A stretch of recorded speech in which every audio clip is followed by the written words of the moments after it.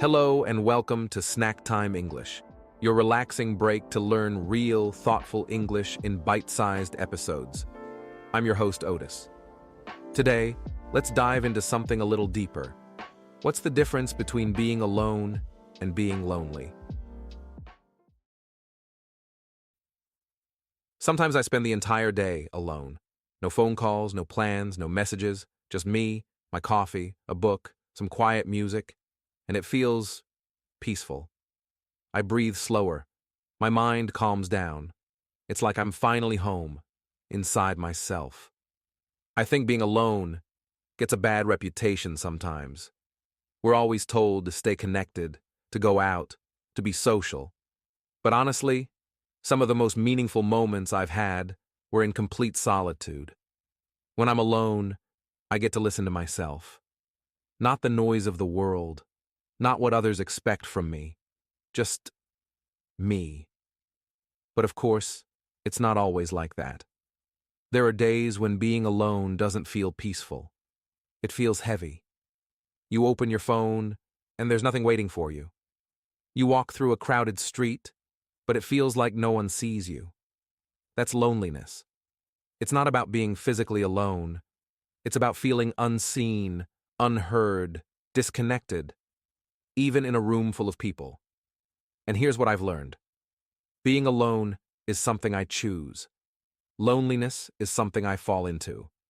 One gives me space to breathe. The other feels like I'm holding my breath. So now, I try to check in with myself. When I'm alone, I ask, am I recharging or am I drifting? And if I'm drifting, I try to reach out, even just a little. A message to a friend, a walk in a familiar place, or even saying hello to someone at the cafe. But here's something else I've realized. Loneliness doesn't always come from a lack of people. Sometimes it comes from a lack of meaning. You could talk to 5 people in one day, but if none of those conversations go beyond how's the weather or how was your weekend, you might still feel empty inside. It's not about how many people you're around. It's about whether you feel understood. And being alone, when chosen, gives you the space to reflect on who you really are, what you need, what you value, what kind of connection you're actually longing for.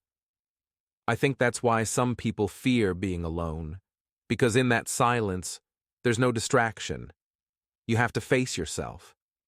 But if you sit with that feeling long enough, you might find something beautiful there. A quiet kind of strength, a deeper sense of self. And that self, that quiet, grounded version of you, is the one that creates real connection. When you do choose to reach out. And I'll be honest, there were times when being alone felt scary, like the quiet was too loud, like the silence had weight. It made me ask hard questions. Why do I feel this way? Am I enough just by myself? Who am I when no one's watching? At first, I didn't have answers, and maybe that's the point. Being alone teaches you to sit with uncertainty, to be okay with not knowing everything right away. Little by little, though, I started to feel more grounded. Not because I figured it all out, but because I stopped running from the quiet. Instead of filling every moment with noise, music, messages, scrolling, I let myself just exist. No pressure to perform, no need to be productive, just present. And in that space, I learned that solitude can be sacred. It can be healing. It can even be joyful. Let's take a moment to reflect on some of the expressions we heard today.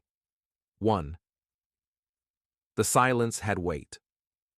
A poetic way to say the silence felt emotionally intense or heavy. 2. Who am I when no one's watching?